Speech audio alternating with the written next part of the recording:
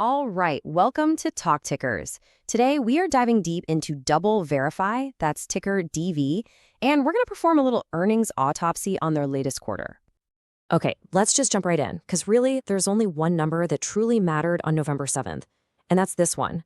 The stock absolutely cratered, down nearly 15%. I mean, it was on massive volume and it hit a brand new 52-week low. So you gotta ask, right? What on earth happened here? Yeah. And to be clear, this was no ordinary bad day. We're talking about a brutal, swift reaction from the market. I mean, investors just hammered the stock, wiping out a huge amount of value in literally a single day. So, digging into the breakdown, the sell-off was just intense. You saw the price close at a new low, and look at that volume spike. We're talking almost 11.5 million shares traded, way over its average of about 3.3 million. And it wasn't just a random drop. The stock was already underperforming, and analyst sentiment was already kind of turning negative before the earnings even came out. So, okay, let's get to the heart of it. What were the numbers that caused all this chaos? All right, so now we're at the earnings themselves. And here's the thing. When you first look at the numbers, you might think, hey, this doesn't look like a total disaster. But, and this is a huge but, in this market, where growth is king, a tiny miss, well, it's treated like a massive miss. And this table just lays it all out, plain and simple. This is the problem right here.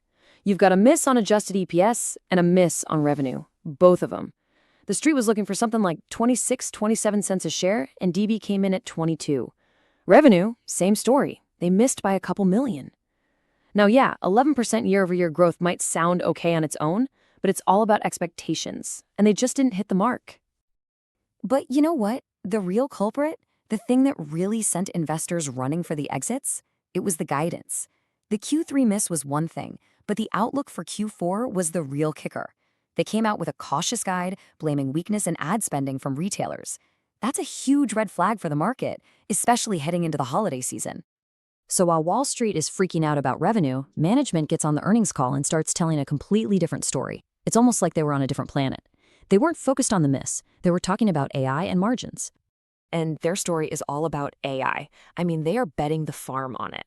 The CEO basically said, look, AI is everything for us. It's not just some buzzword we're throwing around. It's the engine that powers everything we do, from building new products to making our whole operation more efficient. And they're not just talking about it, they're shipping product. I mean, look at this list. This is what's really wild. The pace of innovation here is just incredible. They're launching tools to fight AI-generated junk content, a new solution for YouTube, stuff for streaming TV. They are firing on all cylinders to solve the biggest problems in digital ads right now. And here's the proof that it's working. We're talking about $8 million. That's not revenue, that's annual contract value they locked in from just one of those new products in only a few weeks. That tells you there is real, tangible demand for what they're building, especially from the big consumer brands. So you see the disconnect. The market is screaming growth is slowing, but management is pointing to this. They're saying, hey, look at our margins. They're fantastic. They're controlling costs, and they're even buying back their own stock. They're painting a picture of a really healthy, profitable company, completely at odds with the stock price action. And that really brings us to the core tension of this whole story. It's this massive fight between two narratives, growth versus profitability. There is just a complete disconnect between what the market wants to see and what the company is actually focused on delivering.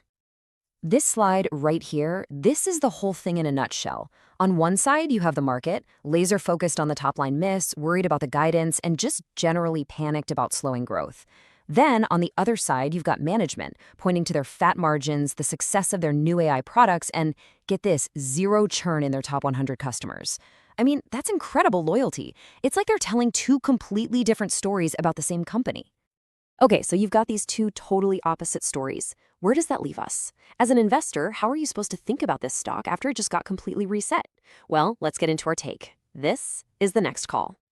So here's the billion-dollar question, right? After a drop like that, is this thing a buy, a sell, or do you just hold on and see what happens? The market's vote is in and it's a loud sell. But those fundamentals are telling a different story. So here's where we land. All right, so here are our numbers. For Q4 revenue, we're penciling in $208 million. That's on the low end of their own guidance, and frankly, it just seems smart to bake in that retail weakness continuing. As for a price target, we're setting a 12-month target of $12. Now, that reflects the slower growth reality for sure, but it also gives them credit for those fantastic margins they're putting up. And that brings us to our official rating, market perform. Look, this is what we call a classic show me story. The ball is in their court. They have to prove, with actual numbers, that all this cool new AI stuff can get that top-line revenue growing faster again. Until they show us the money, so to speak, it's really tough to be any more bullish than this. Okay, and for our last section, a quick reminder, this is not financial advice. But with a setup like this, a busted stock, two competing stories, how might you actually think about trading it? Let's break down a potential play. The name of the game here is patience. Seriously, the market has totally lost faith in the growth story, and that could be an opportunity if you're willing to wait.